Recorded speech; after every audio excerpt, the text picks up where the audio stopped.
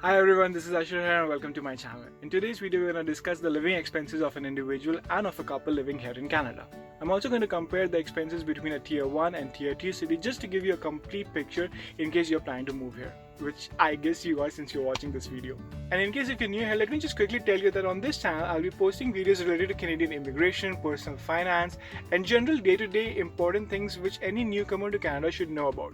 So make sure to subscribe and also click on that notification bell so that you don't miss out on any of the new videos that I'll be posting. Also, it took a lot of effort to actually create this video, and by the end of it, if you think it has added some value to you, then please make sure to like it. It will really help with the YouTube algorithm and I'll be forever grateful to you. With that being said, let's jump right in. So the two cities that I'm going to use for the purpose of this video are Toronto and Winnipeg. Toronto is a tier 1 city under the province of Ontario and Winnipeg is a tier 2 city under the province of Manitoba. And when it comes to living expenses, the first thing you need to consider is housing. Housing is pretty expensive here in Canada. It will for sure eat up a major chunk of your paycheck.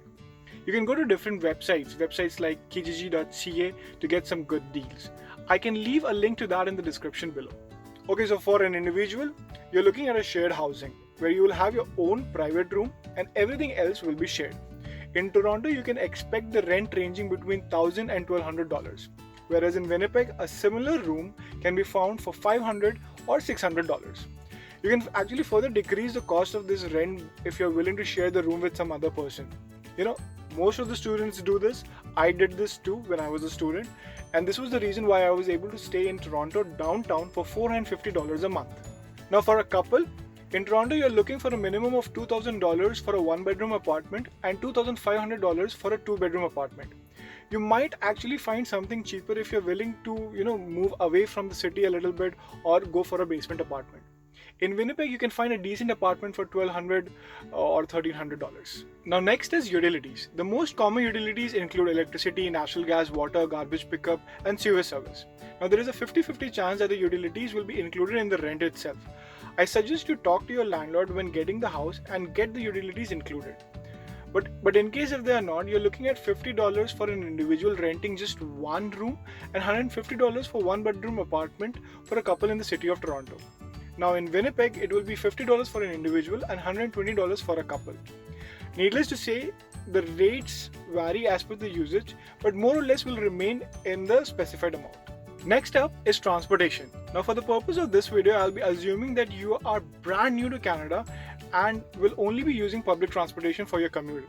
In case you need to know about the cost of car, gas, insurance, drop a message in the comment section and I'll be happy to help you out. I'll also try to put the link to all that in the description for you to get an idea. So public transportation in Toronto is controlled by TTC, Toronto Transit Commission. It operates bus, subway, streetcar, and para-transit services. An adult monthly pass would cost you $156, and if you're a student, you'll get the pass for $128.15. In Winnipeg, the adult monthly pass is $102.05 and student monthly pass is $81.65. So for a couple, you just need 2 cars and you're all set. Now the next expense is cellular service. Your phone bill can be anywhere between $50 and $100 depending upon how much data do you use and whether or not you're getting your own device. Plans with more data and a device will be expensive.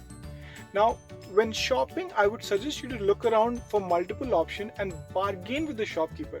They often have a wiggle room and you can get a good deal because of that. Some economical network providers that you can go for are Freedom Mobile, Chatter, and Kudu. I'll leave a link to all these in the description below for your reference. And for both the cities, the cost is more or less the same. So for one person, you can expect $50 and for two, it will be $100, assuming you get your own device. Next on the list is internet connection for your home. Internet at home is a necessity and you can expect a decent unlimited package for $50. Sometimes this too is included in the rent, so make sure you confirm it with your landlord. The same cellular companies provide internet services and the quality of the service really depends on the area that you are living in. So maybe you can ask your neighbors which one they have and then get the same one. Also, the cost of internet is pretty much same in both the cities. Now the next big expense is groceries. It goes without saying that grocery bill for different people will be different and is totally dependent on your eating preferences. I'm going to take me as an example and share my average expenses of groceries to help you get an idea. Now please note, I'm a non-vegetarian and I do not drink or smoke. So in Toronto, I used to roughly spend around $50 to $60 a week, which brings the monthly total to $200 to $240. In Winnipeg, the same exact stuff would cost me $160 to $200. Now all of this is for an individual. For a couple you can just double it, which brings it around $400 to $480 in Toronto and $320 to $400 in Winnipeg. Now there are a bunch of stores where you can actually go and get your groceries from. I usually go to Real Canadian Superstore because that is very near to my house and is extremely convenient for me. Another big expense is dining out. Now you can completely avoid this one if you can just control yourself and cook food at home every day. But in my experience, this rarely happens. So let's just say that you are like me and you will order food twice every week. This is going to cost you $200 to $240. Now if you are a couple, this is going to go up to $400 to $480 in the city of Toronto. In Winnipeg, you can expect $160 to $200 for an individual and $320 to $400 for a couple. And finally, let's just add miscellaneous expenses to the list. This would include expenses for the things such as Netflix, gym, haircut, some clothes, stationery, stuff like that. You can expect $100 to $150 for an individual and $200 to $250 for a couple in Toronto.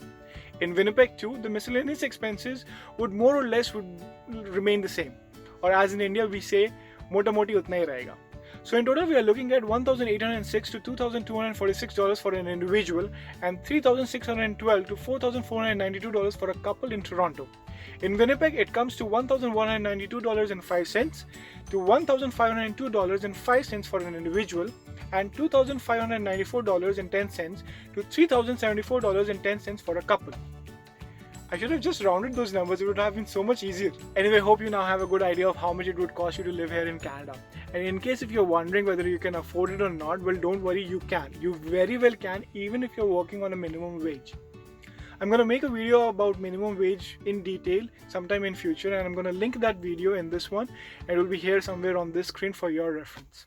Also, please do not forget to like and subscribe. It really takes a lot of effort to create these videos, and the least I can ask you is to help me by clicking on that like button. With that being said, thank you so much for watching, and until next time.